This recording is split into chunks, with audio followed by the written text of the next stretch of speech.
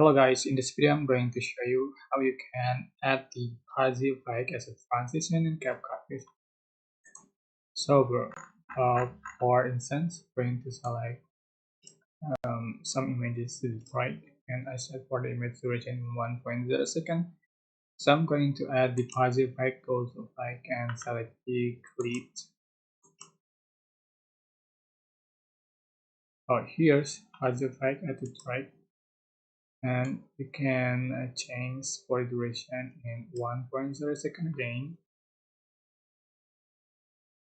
Same with the duration of the clip, so you can just for the position on top when the clip like this.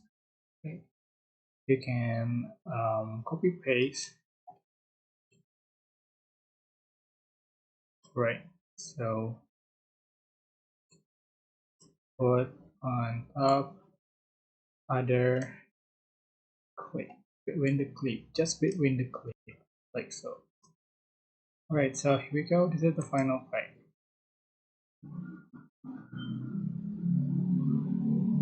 Right. I hope this tutorial was helpful for you guys. Don't forget to like, comment, share, and also subscribe.